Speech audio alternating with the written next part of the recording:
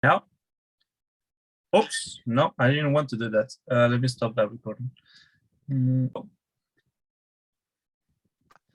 Welcome to the 10th HYPIA Research meeting. Today we're going to talk about postcolonial and decolonial linguistics, as you can see in the following slides.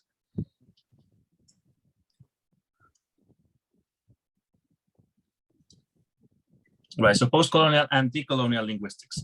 Now, this is the first reading, Colonial and Decolonial Linguistics, Knowledge and Epistemes, right? Which was recently published, actually last year. So what is this reading about? It starts with an interrogation of linguistics as an academic discipline. And we can carry out a Foucauldian reading of linguistics, which goes as follows. So-called objective disciplines, according to Foucault, and here we can include linguistics, which pretends to be a science at some point, actually rely on underlying assumptions about their object of study, in this case, underlying assumptions about language. And the assumptions we make about language within linguistics, in turn, prime us to certain forms of hegemony, designed to control the object while apparently just studying it objectively. So certain assumptions about language in linguistics lead us to certain conclusions on ways of controlling language in the name of just studying it. And here I want to distinguish between colonialism on the one hand and coloniality on the other. Colonialism is just a political and historical phenomenon of conquest, right? And that ends with the formal decolonization of a territory. Say for instance, when Venezuela gains independence from Spain, that's when colonialism ends in Venezuela. However, that does not mean that coloniality ends at the same time. In fact, it doesn't, because coloniality by definition is the logics and legacies of colonialism after political independence has been gained. And part of coloniality are certain linguistic ideologies that persist after the independence of those territories in those territories, i.e., what are the linguistic ideologies about the Spanish nowadays in Venezuela that persist after the independence of Venezuela from Spain, to give you just a trivial example.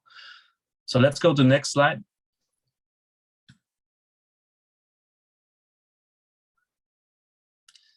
And here, there is a fundamental difference between languaging, which is just the communicative practice between people, and then language as something that is codified afterwards, after the fact, right? So language is just an abstraction based on something real that happens on the ground, which is just a communicative exchange or practice. Let's go to the next one.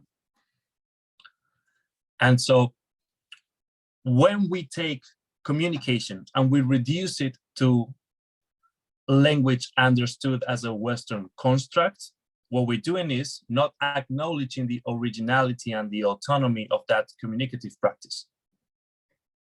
And so this is called colonial mimesis. We are reducing the other to the self, right? And here you can see this quote from Demert and Sheffert that says, the work of even the most progressive linguists takes place under these historical conditions. Discourses of standardization and normativity are inevitably inscribed within the bounded genre of grammar. In other words, grammar is not natural, it's just a certain way of codifying a communicative practice that is favored in linguistics as a quote-unquote objective science, right? Which presents language as codifiable. Again, there is nothing intrinsically codifiable about language other than this assumption as part of linguistics.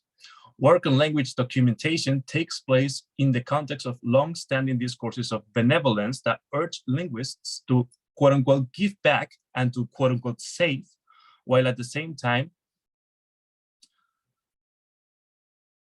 enforcing their expert status, publishing and grand demands, etc. So these are a number of practices and genres that look natural to us, but that are only natural insofar as we have internalized the underlying assumptions of linguistics as a quote-unquote science. There is nothing natural about the specific ways in which we codify and publish about language, right? Now, this is of course a longue durée This doesn't happen overnight. It has a long tradition beginning in the 14th century, according to the authors, up to nowadays. Let's go on to the next slide. Now, however, there is a point where the more we publish grammars about a certain language, the more this gets caricaturized. So for instance, Spanish grammar, okay, that the first Spanish grammar. Then we have a second Spanish grammar, for instance, improved grammar of Spanish. And then we have a new one called the ultimate grammar of Spanish, etc., etc. And these are just copies of the copies. These are exercises of meta and mimesis. These are mimesis of mimesis. And this opens the possibility for resistance. This leads us to question the very genre. When we see the proliferation of these orthographies, ontologies, grammars, and dictionaries of a language, we get to ask ourselves, wait a minute, why so many of these books about this language? Why is it about grammars and dictionaries and orthographies and anthologies about languages that makes them so necessary? And this allows us to problematize that. Yeah, go ahead. And so another topic that is addressed is that of the quote unquote good linguist. What is a good linguist? And the authors criticize this. So it seems that nowadays in the 21st century, a good linguist has to be somebody who's versed in Western structural linguistics, has a high level of competence in a globally dominant language such as English, publishes in large publishing house, and works on a fashionable topic at a northern university. But these, again, are all assumptions implicit within linguistics as a putative objective science. There is nothing natural about all of these characteristics that supposedly define a good linguist, right? So we need to problematize this. The second source that I shared with you is this video from yours truly, Decolonizing the Modern Foreign Language Curriculum. Go ahead, Usman. So here's the problem. When we think about modern foreign languages, from a positivistic stance, we might think there's nothing problematic with that label. Modern just means that which is not ancient. Foreign simply is not commonly spoken in the country of origin. And languages is just a system of linguistic signs or symbols considered in the abstract. There is nothing wrong, right? Wrong. Next slide. Take this metaphor. I don't know if you've watched this film, it's called They Live, and the protagonist, John Nada, carries glasses that allow him to perform a critique of ideology. In other words, when he does not wear the glasses, he doesn't see beyond the appearances. But when he puts on the glasses, he is able to see the fallacies and ideological shortcomings of his surrounding reality. So if we take the label modern and we put on the metaphorical glasses of critique of ideology, this is what we see, that the category modern, which is supposedly objective, is in a dialectical relationship with colonialism, whereby modern languages just means 6 European languages: English, French, Spanish, Portuguese, German, and Italian. In other words, any other language that is coterminous historically with those languages, and therefore also modern, is paradoxically not a modern language. And that's where the ideology resides. So modern language is a label underlined by the modern bourgeois colonial nation state. There is nothing inherently modern about French or Spanish. Same with foreign. Oh, foreign just means that it's not common in the country of origin. Wrong. Foreign implies always already a dichotomy between natural versus quote unquote alien, which underlies xenophobic, nationalist, and colonialist agendas. And finally, as we saw before, languages are abstractions of languaging as a communicative practice. So again, the label language is not natural, it's a cultural a posteriori after the fact construction. Or in other terms, languages are named inventions that are socio-politically constructed as bounded, structured, codifiable, improvable, and generative. And this again serves colonial and neoliberal agendas. So that's what I argue in the video. And it really comes down to this, to what Audre Lorde said, that the master's tools will never dismantle the master's house. They may allow us temporarily to beat him at his own game, but they will never enable us to bring about genuine change. So what I mean is this: if we have a critical understanding of the label modern foreign languages, but we still use it every time we talk about this, then we're not really helping our cause, are we? We're actually doing more harm than good. We need to come up with our own labels and words if we are to defeat the assumptions implicit in pernicious labels such as modern foreign language. Next one. So what I suggest in the video, my alternative to modern foreign language curriculum is world languaging curriculum. Next slide. Why? Because world implies the ideal that no linguistic variety is either dominant or alien. Whereas when we say modern foreign, we imply that the modern is dominant, for instance, Spanish versus Ladino or versus Chavacano. And when we say foreign, we imply that that foreign is alien, is something we other that, right? As in other in the anthropological sense, as a category that is a black box phenomenon that is impossible for us to understand or to relate to. And then languaging, as I said, reflects the communicative practice on the ground as opposed to language as a posteriori category.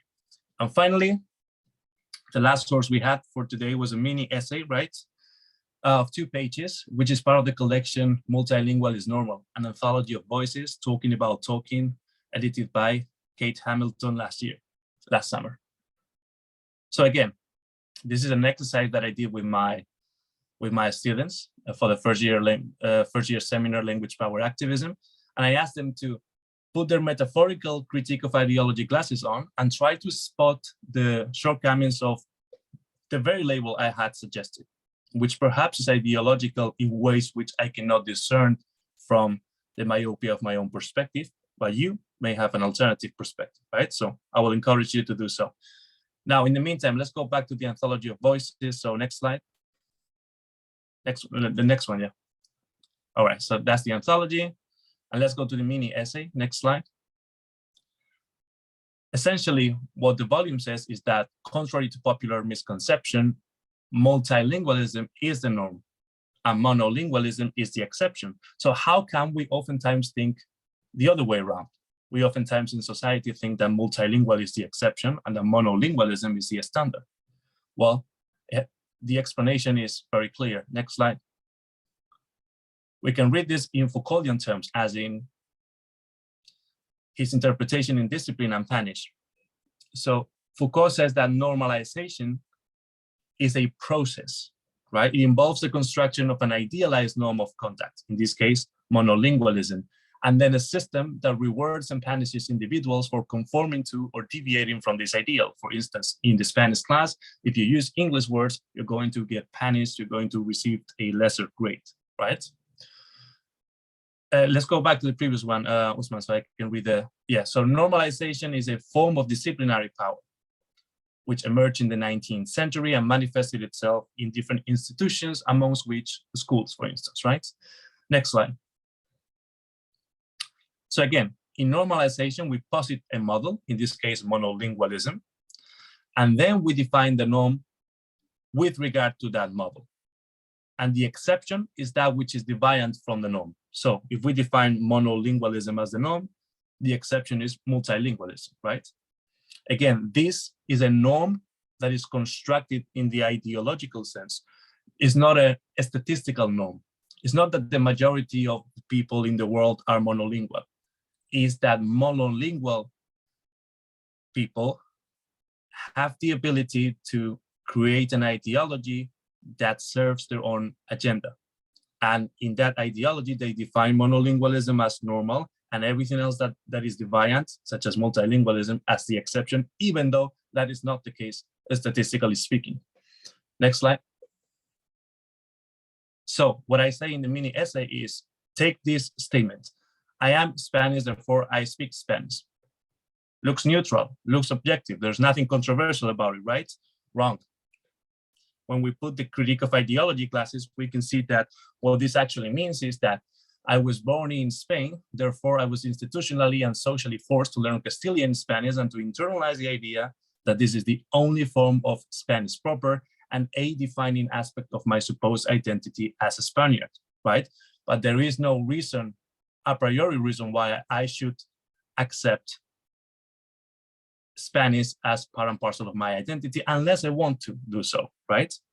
And then again, in Spain, there are many languages and Castilian is just one of them. There is no a priori reason why Castilian should be enthronized as Spanish writ large, right? At the expense of Euskera or Ladino, Chabacano, etc. So that's a summary of the readings, and now the questions. First question, again, you're welcome to touch up on this, but you don't have to. First, from a critical perspective, what should define a good linguist? Second, can you think of any blind spots or shortcomings of the label world language curriculum, world language in curriculum? Would you suggest an alternative? And third, how would the story of your own linguistic ideological de-interpolation, meaning having a critical understanding of how you see your own linguistic profile, look like? All right, thank you very much. And now let's proceed to the debate. Again, keep your participation to 5 minutes. Let's go to the previous slide. To 5 minutes maximum. And now the floor is yours. Let me see who has raised her hand. Nobody yet. So I'm waiting for that.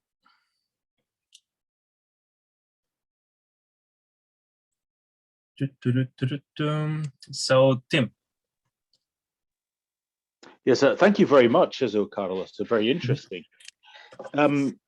Regarding your question of what is a good linguist, I guess in the long article that you sent us, you're trying to say that the way that good is interpreted by different people is different in itself. So, for instance, if you conform to what a linguist is supposed to be, then according to some people, you're good.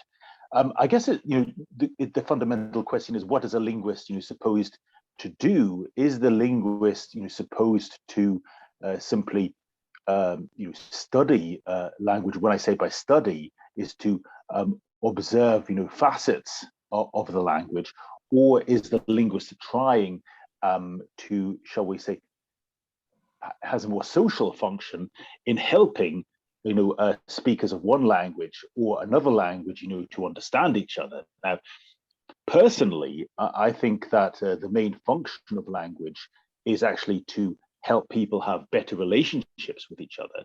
So when I would say good linguist, again, this might be a bit removed from the topic of the literature that you sent us, but I would say, is it somebody who is trying to promote better communication, rather than somebody who is simply observing features of the language, if that helps. All right, thank you, Tim. Yeah, absolutely pertinent. So just to clarify for everybody else, the discussion of the good linguist is restricted in the sources to the chapter, the introductory chapter by Demert, Shepard, and Alters. And there they criticize what they see as a neo-colonial discourse, according to which a good linguist is somebody who is well-versed in English or any other so-called global language, and then works at a quote-unquote prestigious university and publishes in quote-unquote prestigious publishing houses, right? And we're trying to problematize that definition, and I think a pertinent way of doing so is what Tim just said, right? To me, a good linguist is somebody who can promote a better communication amongst people, regardless of the institution where she works, if at all, or the languages that she knows at all, right? Okay, more contributions, Usman. Thank you. I tend to agree with the notion posited by Timothy that communication is something larger than a language, which speaks to the reading. I have an observation which I'd like your comments on.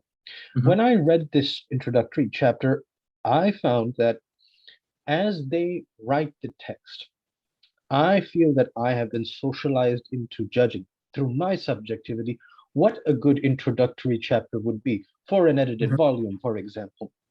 And based on my subjectivity, I thought that it was a poorly written introduction, to the extent that my subjectivity said it should be structured along guiding people, telling what is coming, going from one to the end in a logical premise. And they structured it in a different way, but they are experts at studying text, and they chose to do it. They spoke about their previous efforts. Then they pointed out different blemishes in the way things are done. And to me, it seemed like a weak. So subjectivity is at play here, isn't it? And so it wouldn't conform to what I think is a good introduction, but I have just one opinion, correct? I think that form and content are connected here, right? And so they're trying to argue against a certain logicization of languages as part of the modern origin of linguistics. And I think that they're trying to do this not just by deconstructing categories and understandings and ideologies, but also by the way in which they're doing so, by not following that logic which they are opposing at the linguistic level, right? So maybe that's why they seem to jump from one topic to another one, or maybe it is also a poorly written introduction. I agree with you that the linearity of thinking is not there, but I still think is a very felicitous introduction if we understand it as a toolbox from which we can pick and choose different deconstructive readings of well-established categories that we often don't think critically about. Yeah. Who else? Anya. So if I might ask, so that I may continue, Usman said that the main thing, the most important thing is actually communication. So that language is not just a language, but also the communication among people. So you were saying that using terms like modern, foreign could be offensive for someone, but isn't that just the point of communication?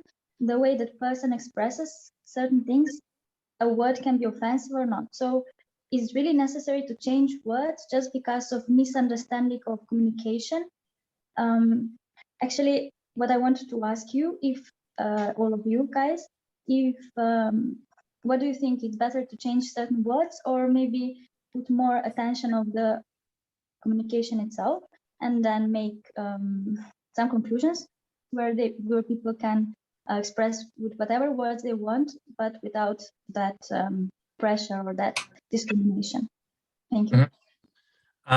So I'll provide a brief answer and then I'll open the floor. I get asked these questions virtually after every video because many of my videos are about words and things in which we can suggest alternative ways of framing reality. And so people ask me essentially what you asked me, right? If you change the frame or you change the word, does that matter? Shouldn't you change the reality instead? And my answer is always the same. It's a false dichotomy. Form and content, as I said apropos Usman's comment too, are connected. And so when you use a certain word that has a semantic load and that has a history behind, that is implied in its use. And so we are responsible for the words we use, and the words we use create a certain reality. That's why we need to be extremely careful when we use them, because we make people feel a certain way. So if we are looking to create an inclusive society where people can communicate better, as Tim said, which might mean more respectfully, for instance, and in my opinion, it does mean more respectfully and more inclusively, we might as well put behind that the word that will signify that to the best extent. That's my response. We have Usman, Matthias, and Ruben in that order. But because Usman already participated, let me go to Matthias, Ruben, and Usman, if you don't mind. So Matthias. Thanks, Carlitos. Linguist and hyperpolyglot Evgen Gosheriu, died in 1996, Romanian, Uruguayan, German linguist, has made a clear distinction between language and norm and between dialects, sociolects, and registers.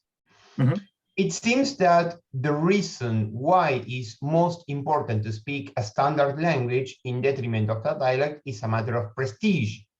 To speak a standard dialect instead of a slang, I mean a slang regarded as a sociolect, it's a matter of prestige.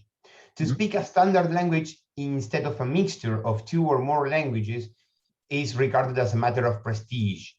That perception of which variety is more correct or not was historically shaped through four variables: 4 factors of destruction of civilizations and cultures: territorial conquest, economic interests, religious imposition, and cultural industry.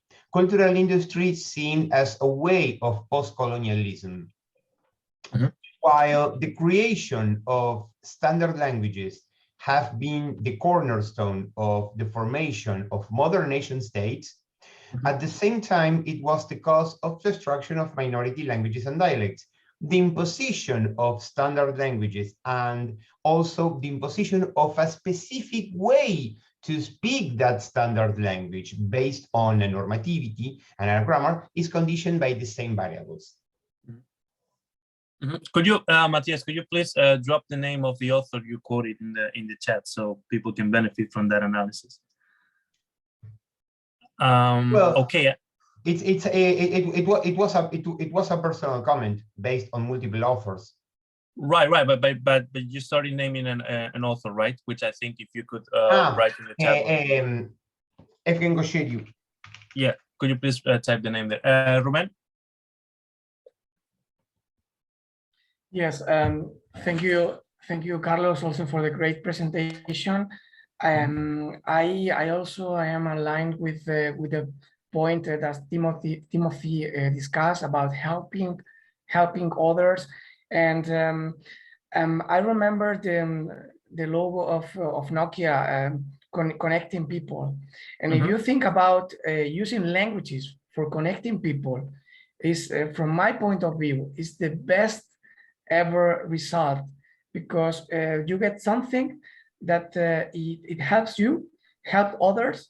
And many times I remember in the times where I was also abroad and learning languages, when you meet a lot of people from different languages and you communicate with others, and in any ways, also with the hands, with different words. And I think a good linguist is a subjective matter.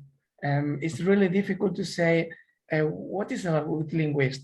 If we check in the definition of linguist, and we see it's a person with a skill in foreign languages. But what does it matter? There is a person who is skilled in speaking main languages like English, Spanish, Chinese, and Russian, or from my point of view, it doesn't matter of it's a dialect, of it's a main language, but from the economical point of view, and also from the political point of view, the influence that colonialist countries had in the history makes a lot of importance and relevance in learning languages and the need to learn languages. If we see, for example, in Europe, the influence of Germany in the European Union in the last 10 years makes a big difference for a lot of students from high school to learning German. And I read a report last month about the German has become the language in the European Union who has more second language students or second speakers in that way, because there are mostly all over the countries learn German. So the influence of English is there because of USA and the global players like Amazon, Google, social networks. But at least in the European Union, I can face that German has a really big influence, which is economical. It's a different kind of colonialism and also political, but it makes an important role when you want to learn a new language and you are maybe a student and you see, okay, you have an advantage if you learn German instead of learning maybe Catalan for comparing. Yeah, absolutely.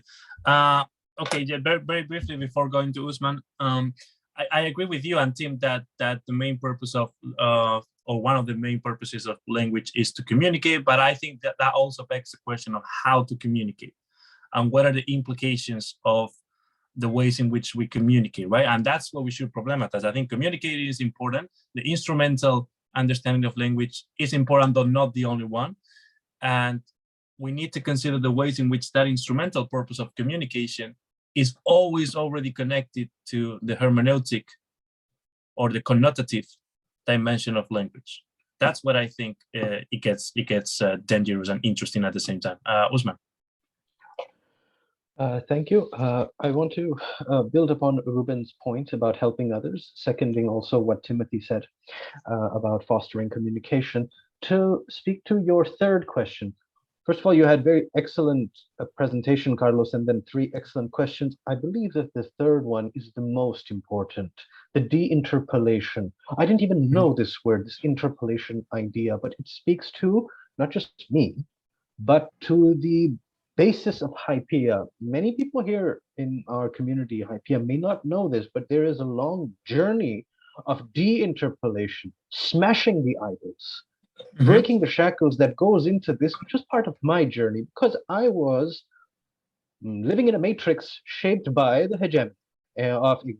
At best, I shifted away from French. Then in that process, I relearned Urdu at a very advanced level that people in my generation don't speak. And from that, then it continued to other languages. And then I realized, in the spirit that Timothy and Ruben mentioned, of helping others, building a community, that is at its profoundest level, a process of de-interpolation, smashing these idols. Now, not everybody can relate to that because many of us do speak this, 6 most common Indo-European languages, fine. But there is a basis in HYPIA's genesis that speaks strongly to this, which is why I appreciate your presentation today. Thank you. Thank you, Usman. Just to clarify that the idea of de-interpolation, right, is a reference to Althusser's notion of interpolation, which is, the basics is that the subject is a negative. The subject doesn't have any positive identity. Anything we say about our identity participates from ideology. So if I say I am Spanish, I am assuming that the nation or the nation state where I was born should define me partially as an individual. And that is a choice I make. So de-interpolation means being critical about these choices and then unplugging from some of them, right? Absolutely. Okay, so now let's go with Matthias and then Tim.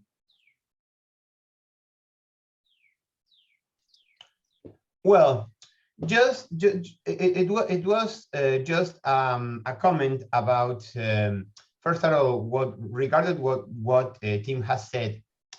In first term, when we regard about the language used in science, for example, when I made a paper written in Hochdeutsch, in Standard German, why I cannot write it in Bayerisch or in Niederfrankisch or in any other German dialect, for example? Because it's not only is about the standard language perceived as a matter of prestige, but also how people educated in that standard language perceive that their own speaking their own dialect is a shame, I don't know, even shameful or even charged with a negative connotation. The same you can perceive, for example, when you listen, I don't know, Bronx slang. If you go to 170th Street in New York downwards, okay, it's perceived that as a diminished value. It has nonsense, and secondly, there are as well as there are a lot of literature written in dialects and regional varieties.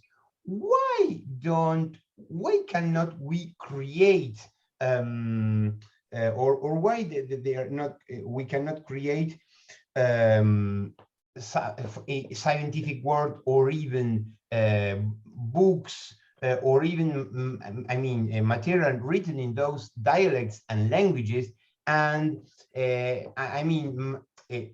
even though didactic material and up to a certain point it can help to perceive to be perceived as as something as the same value as any other standard language. I mean, it seems that they are, even though political and economical implications of any nation state for not developing the regional languages and dialects as much as the standard. Okay, you can talk about promotion and relegation of minority language, but why we can regard it as minority? No, let me speak Lombard as the same level as standard Italian, for example. The idea is that. Yeah, exactly. I mean, Matthias, you just said it. I completely agree with that. And that's why words are so important. If we frame, say, for instance, Aragonese as a minority language, we're already essentializing that language as intrinsically inferior to, say, modern standard Spanish, and therefore we are negating the very chance that that language be put on an equal foot in the future with other languages, right? That's why in critical linguistics, we speak of minoritized languages, meaning that that minority status is a process, and as such, it can be reversed, right? Whereas if you speak of minority language, it means that that language is intrinsically inferior. We're going now with Tim, and then Angie, and then Usman. Tim? Oh yeah, thank you very much, Matthias. Yeah, you're quite right to notice that in science, for instance, that certain languages don't seem to get as much respect as they should. Actually, one misconception in science is that, firstly, English is the language of science, or is the language of science, and that everything is in English. Now, whereas it might be true that English is a popularly used lingua franca in science, and that English is often used to publish scientific results, I say often, but not always, this gives a false impression to some people that everything in science is done in English, which it certainly is not. So you gave the example of Hochdeutsch and Bayerisch. Now, there is a lot of science that is done in Hochdeutsch as well, but certainly there are many things that are done more effectively in Bayerisch as well, depending on the circumstances. So all these languages are playing a role in science, and under certain circumstances, the use of Bayerisch is a much more suitable choice than that of English. While we're on the subject of words, I'd like to clarify something that I said. I do think that a linguist, when I said a good linguist, it's somebody who can help people to connect. And I think helping people to connect is different from helping people to communicate. So you can argue, for instance, that to give the scientific world as an example, okay, you can communicate in English, and then you can say, oh, we can communicate in English, because so it's not worth learning any other languages. However, that's not the same as connecting with people through their language, by showing genuine interest in them and wanting to become part of their culture. So because using words precisely seems to be an important topic of this meeting, I thought I wanted to make that distinction. There's a difference between communicating with people and connect with via language and connecting with them. Okay, brilliant. Okay, yeah, thanks so much for that distinction. I hadn't thought about that. Okay, yeah, so then communicating will be in the instrumental sense, right? As in when you communicate with a person who understands that language, that goes to their brain, in the Nelson Mandela's quote. And connecting is what goes to the heart, right? And sometimes you need to use a different language for that, or a different register, or be more careful with your words. So, okay, all right. So thank you for that distinction then. Okay, very important one. And then it was Anja's turn. So if I may continue with this, like as Timothy said, and I think Matthias before, nowadays the main languages that are used in universities, in science, are those the important languages, the common languages. But to be honest, I know in my country it was not very possible to have books in Slovenian because there were no translations in Slovenian. So they had to use those forum authors, forum books in English and other languages, just because there's no translations. So how can we use all those languages, small languages, like we even have a country, but what about those languages who don't have its own country? How can we translate into those languages? How can we teach and educate in those languages? If, like you see, in my native language, we don't have enough books translated to be able to teach in it. So not just about books, but also there's no vocabulary. For example, the new terms are coming, but if we're not using and translating into those smaller languages, into those languages who don't even have their own country, like how can the science and everything grow? You will not be able to express all those knowledge, all that knowledge, I'm sorry, in those languages. No, but the other hand, the costs for translation are too high to develop new words, to translate the new discoveries in all those languages. So the question is, how can we actually, where's this border between translating into the languages that are not so common, but yet share this knowledge with them, translate into this knowledge, or it's better just to share new discoveries in it's just one language which everybody speaks, just to get to this knowledge. So here's the question, either to get the knowledge or to learn and keep the languages alive. I mean, that will be from everything from myself. Thank you. Thank you, Anja. Well, in my opinion, both should coexist, right? And for instance, in Ladino, which is the case that I know the most, we creating new words and adapted words that exist in English that doesn't exist yet in Ladino concerning technology, for instance, by incorporating them in the app UTalk, similar to Duolingo, right? It's a course that people can pay for, and it costs maybe $10 to $15, right? So there's not much cost involved for learners of those words, and that goes a long way. We also have to partake as language activists, right? We have to make those translations happen as opposed to wait for those translations to fall from the sky or be done by other people.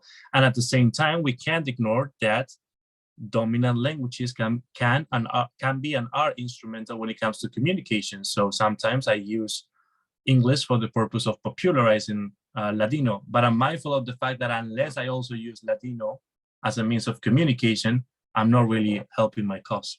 Usman is next. Thank you. And based on the conversation that has just taken place, I'll point out that it is difficult. You get two forms of happiness from this. For example, I work a lot on citations in cryptocurrencies, right? I get cited for work in cryptocurrencies, which is economics, computer science, math, and law. I get, as you'd be surprised to hear, that a lot of citations do come from small languages, minority languages. But, and it makes me happy that they're doing it, and they write their theses in that. But as far as the different happiness I get is when I get a citation from something written in a major journal in English, because I know there'll be even more citations.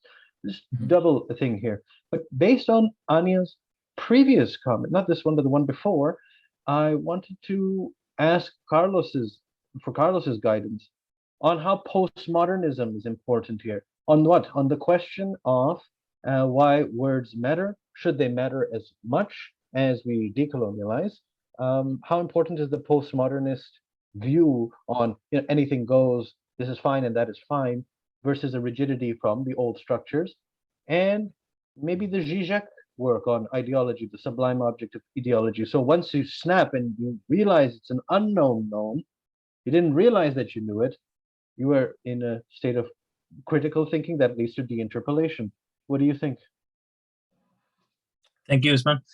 So the postmodern part is important insofar as it implies deconstruction, right? And deconstruction is a crucial part in critical thinking. So you take a structure, such as language or identity, that has been essentialized in modern discourse in dialogical fashion with colonialism. You take that structure and you problematize it. You show its internal contradictions.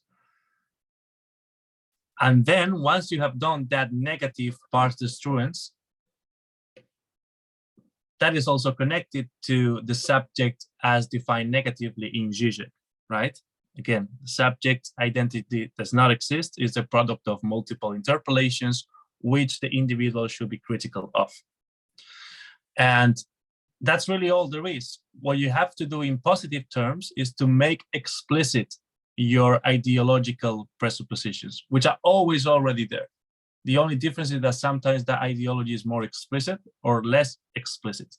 And our ethical and intellectual duty is to make that as explicit as possible and to problematize it. And that's why I asked one of those questions, okay, what are the blind spots and shortcomings of world language in curriculum? Because I'm mindful of the fact that what I'm offering are not post-ideological solutions. What I'm offering is a linguistic ideology that is superior to the one I criticize, insofar as I can explain that ideology from my perspective, but not vice versa. My position cannot be successfully explained from that ideology which I'm criticizing, but at the same time is a work in progress, and nothing really escapes ideological presuppositions. That's my take on that. Ruben?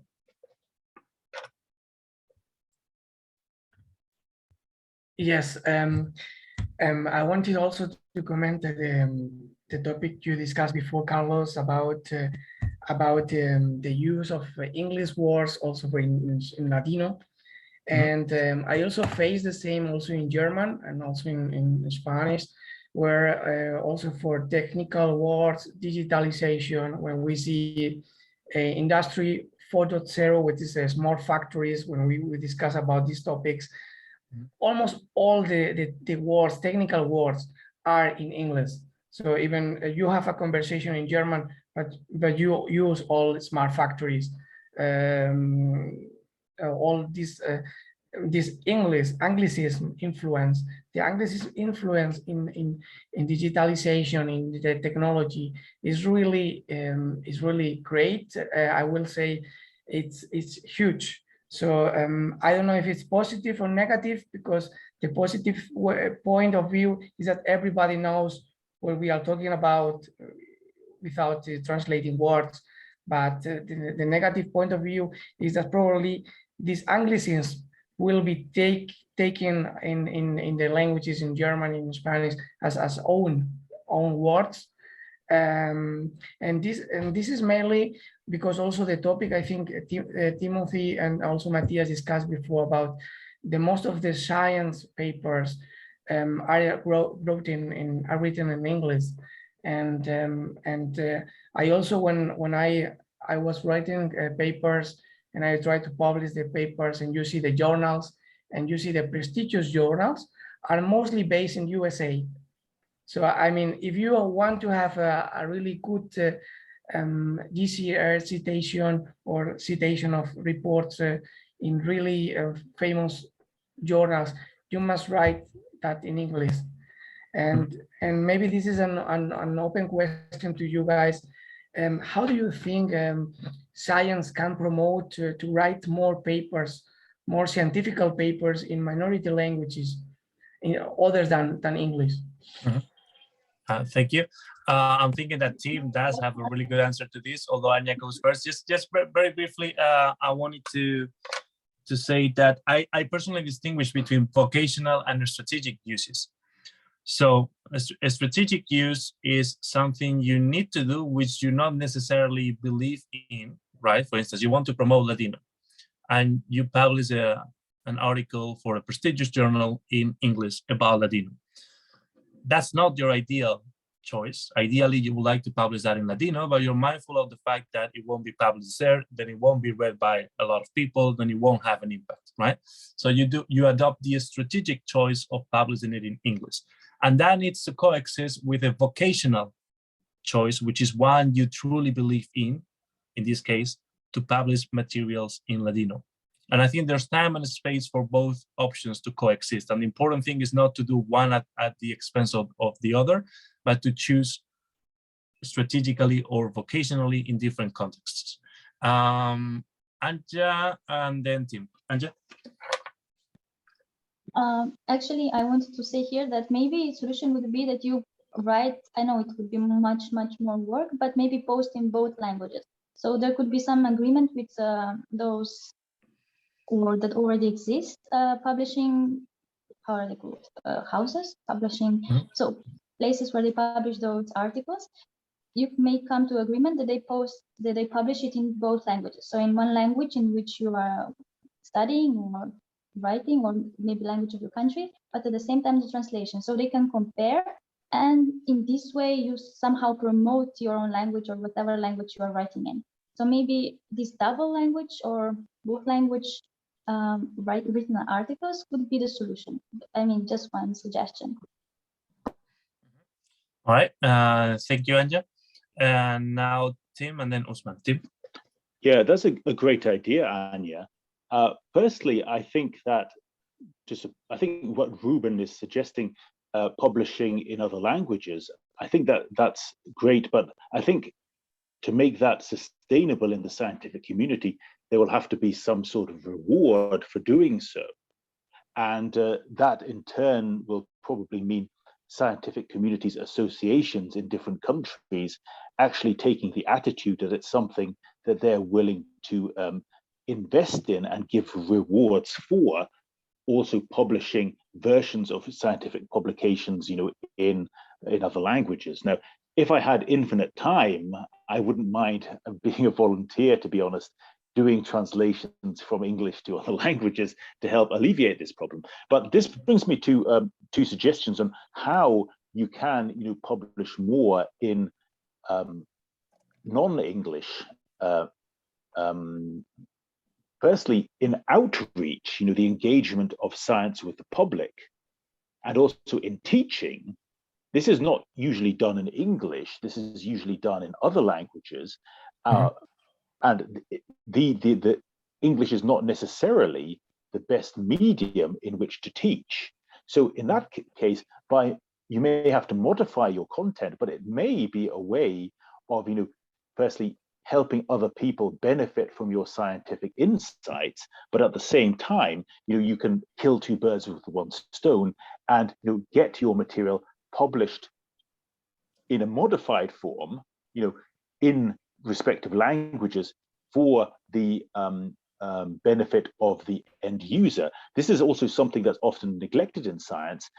The academic world rather just thinks of the end users as being itself, and that, we all speak English, therefore it only has to be in English. Now, that's not true, of course, but there are people who think that.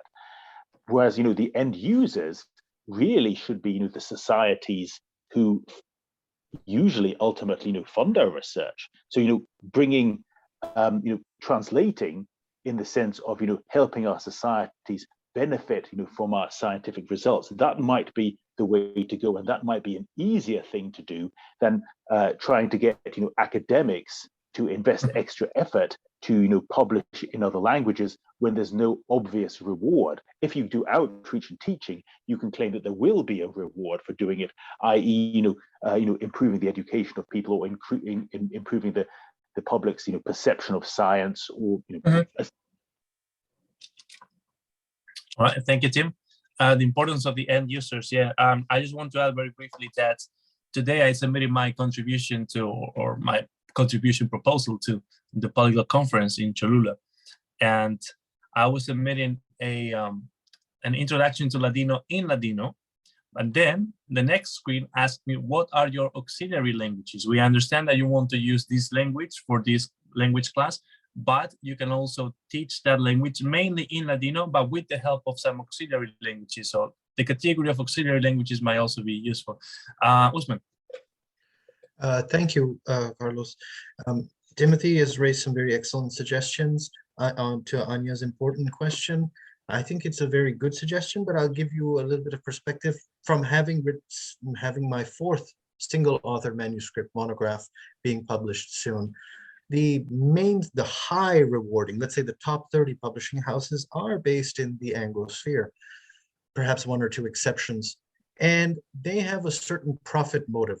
This profit motive is that they don't expect to sell at a large volume, so they will charge a high price to a select number of universities, who will then use it as much depending on how large those universities are. So you only expect to sell 1,000 copies. Based on that, it becomes discouraging in other languages because you may not have 1,000 universities that function or have enough of a student body that would absorb that. And so it's the game is very much rigged in favor of the hegemony of English. Unfortunately, if prestige is a big factor for you as an academic, and for many of us it is. And so with the top 30 publishers of books, single author manuscripts and monographs, I think that it's very dissuasive to go, unless you can make a persuasive case that 1,000 or more copies would be sold in this language in this many universities, which will be read by this many academics. So it is actually pretty much rigged. Thank you, Ismail, for that insider's perspective. Who else?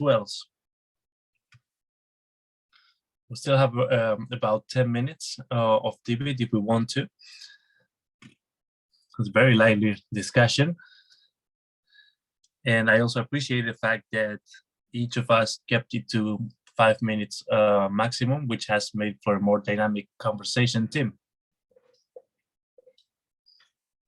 Just a wild, question out of nowhere, but has anyone ever tried an experiment whereby you would take a speaker of a minoritized language and then put them into a Western society and then have them try to characterize one of our languages and see how they would do it? Just as an experiment, and see how it would work from the point of view of somebody who was not influenced by our way of thinking.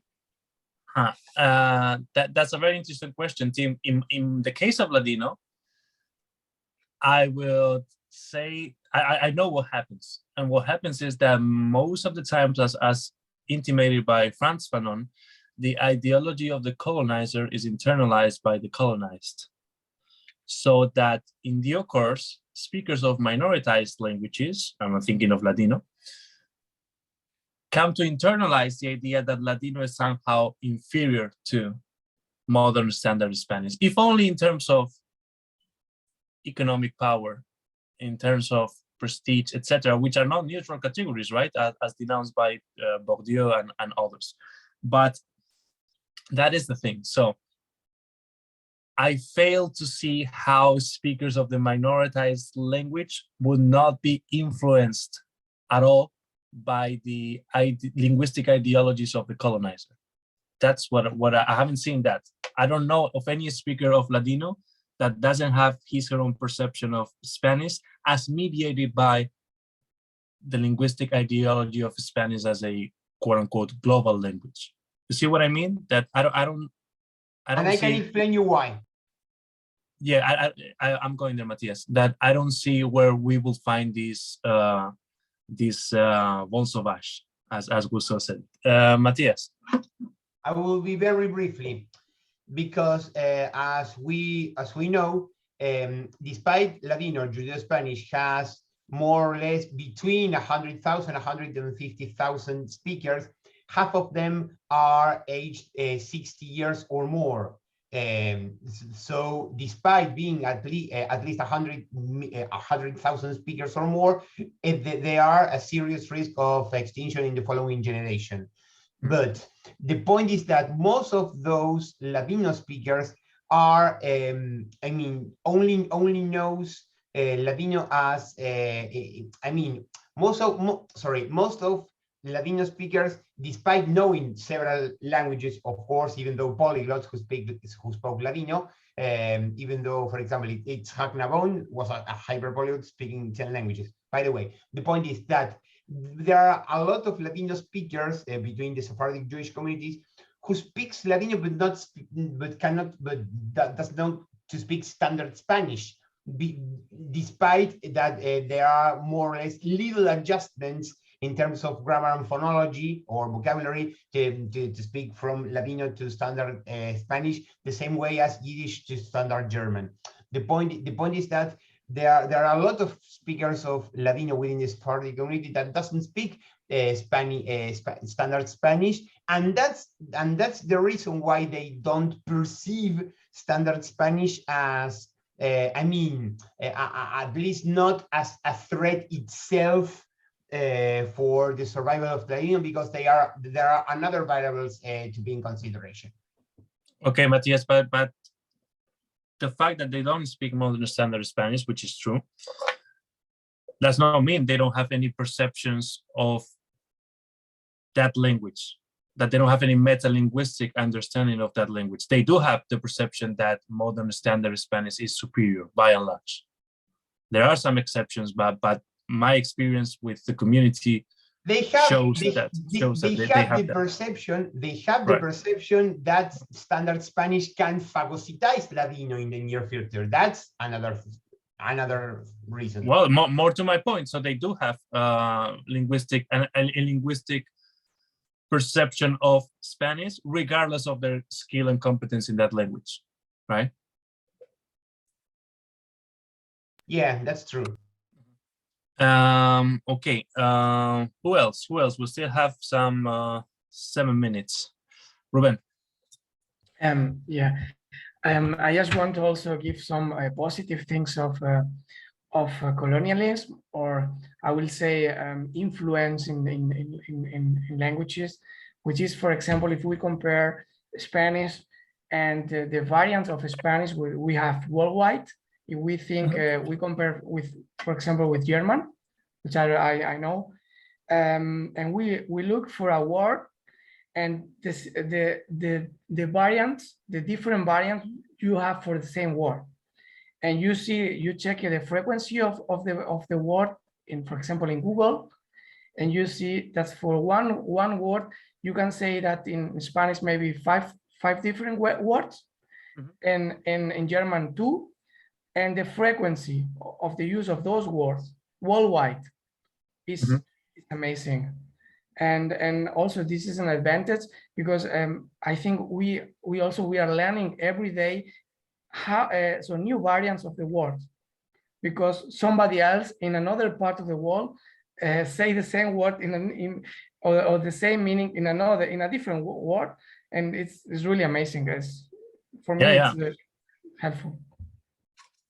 Yeah, absolutely. When I teach Spanish in the US, and every day I learn different ways of saying the same thing in so many different territories. Yeah, it's the complexity of languages is incredible.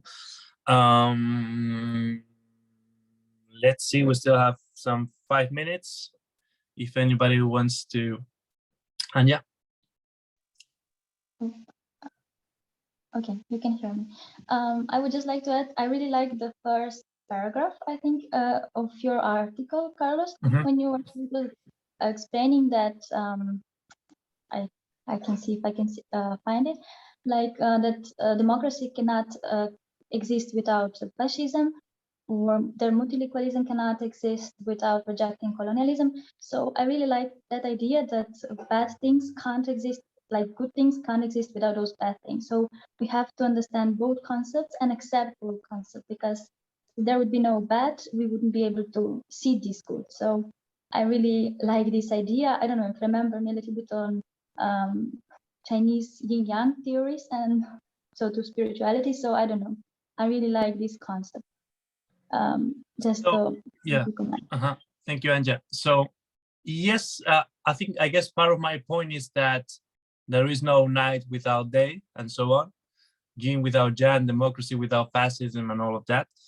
But the main point is more so that one cannot truly embrace democracy unless one rejects fascism, and one cannot truly embrace multilingualism unless one is cognizant, mindful, aware of monolingualism, and knows how to deconstruct monolingualism and expose the underlying linguistic ideologies and dynamics behind that, right? That's the main point of it. So it goes to Usman's question, right? So how do you go about promoting multilingualism? Well, you go about it in a negative way, which is dismantling that which prevents people from seeing that multilingualism is normal, dismantling monolingualism as a prevailing linguistic ideology in our society. And then you can shoot a video in 10 different languages and promote multilingualism, right? But before you can make a positive case for multilingualism or for democracy, you need to explain why fascism, why monolingualism, why colonialism are dangerous and ought to be, yes, recognized as existent, but also exposed as to their shortcomings, right? Anja? I don't know, maybe just what I actually personally believe that there was time for everything. There was time for even bad things in the history.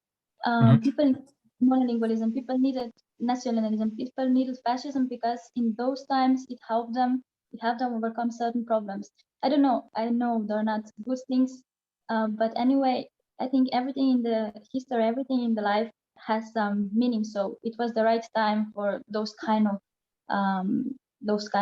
ideas, those kind of regimes, and so on. Even though they're not good, we learn something from it, and that helps us now construct and be what we are now, right? So Right, I don't know. right. So that's very briefly before Usman. So the fact that we learn something from it, yeah, makes them good in some sense retrospectively, right? I would agree with that. But it's a different thesis to say that they were necessary back then. I think it's a more dangerous thesis, right? Machiavelli, for instance, in Prima Decada sul Tito Livio, he says, the way of one governor is necessary when the country is in disarray. So you have a civil war, for instance, the country is devastated. So now you need some authoritarianism before you can make a republic, before you can implement a republic, a more democratic regime, and so on. Okay, we can accept that, but that's a dangerous assumption, right? Because, you know, with the government of one caste comes authoritarianism and sometimes fascism, and that represses people's lives and gets people killed. Can we learn from that? Sure. Is that good? Sure. But does that justify implementing authoritarian regimes at that time? I think it's a delicate issue. Usman. Thank you. Yes, it is a delicate issue, but two of the readings have pointed out, your essay plus the introductory chapter have pointed out, plus the references to Foucault, that monolingualism is not the original state. It is a deviation itself. Multilingualism is the norm. It is the norm today, but even in the past, it was the norm, and monolingual is something unnatural. So if you can still make the argument that it's good, you experiment with it, fine, you draw lessons, lesson drawing is wonderful, but it isn't a natural state to be monolingual, and because that is the normativity that is applied, everything else seems deviant, but that doesn't mean it is natural. In fact, the natural is what is not normative according to this imposition. Thank you. Yeah, that's right, Usman. Completely agree. Okay, so now we've reached 5:15. So thank you all for your contributions. This was an incredibly dynamic and conversational meeting. And so now let's go back to, can you share again the screen, Usman, or is it already been shared? It's already been shared, right? Oh, I'm sharing it right now. Yeah, because now we need to choose the next topic, right? So as you can see in the following slide, we don't have a lot of options, which means that please feel free to type in the chat all the topics that you would like to discuss that you don't see there, or if you already see there the topic you would like to discuss in our next meeting, please type the letter of that topic in the chat. Please choose only one to facilitate deliberation. Anya chooses C. Matthias chooses A.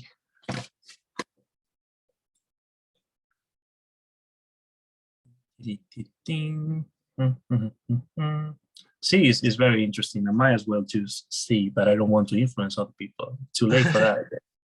Well, in addition, I would like to encourage Ruben, since you have not presented so far, for the next one, if there's a topic of your interest and you would like to make a presentation, doesn't have to be one of these topics, something, since we've all gone through a circuit now.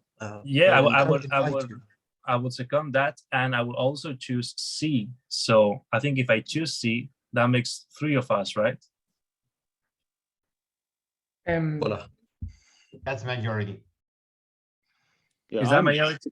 We're 6, right? So if I think 5 of us. and I volunteer for C, and I think your challenge will to stop me from going on about it for more than 10 minutes. Okay, so team volunteers for C. Ruben, do you want to also nominate yourself, or would you be happy for team to present? Yeah, I think I will happy for team to present. And if you don't mind, maybe for the contrastive analysis in multilingual less translations, if you want, maybe for next time or another time, I will be glad to just. All right, that works. All right, perfect. So we agreed that the next topic is why I will glad to do language and geopolitics in 2 months. Okay, all right, thank you, Matthias. So we all agreed that for the purpose of the next meeting, the topic is going to be why locals respond in English when addressed in the local language, and that the presenter will be team, yes? Yes. All right, Um, perfect. So thank you so much, everybody, May I ask a for this question? lively discussion. And yeah, look forward to our next meeting, team and everybody else. Thank you. Yes, Thank you so much. yes. Thank you so May I much. ask a Yes. question? Yes, just about sources. I mean, most topics that we've discussed so far have been essays or published material. Mhm. However, there are in the topic that I'm going to present, some of the material that's actually, I think, the most useful is actually in the form of videos on Yeah. YouTube That or works. on sometimes blog posts, because Yeah. I think it's quite an under discussed topic, and there's not a huge amount of scientific literature on it. Yeah. But I think there should. That's why I think there should be more literature on it, to be honest. But I mean, if you find it, if it's okay with you, and Yeah. everybody likes watching videos or looking at blog posts, then I could use those as the readings. Yeah, absolutely, absolutely fine. As you know, we have one video, for instance, for today, and we've had it in the past or blog post. So yeah, absolutely. Feel free to Great. use whichever source you think is better. Okay, thank you very much. All right, thank you so much. Have a nice evening. Thank you. Bye-bye. Ciao, ciao.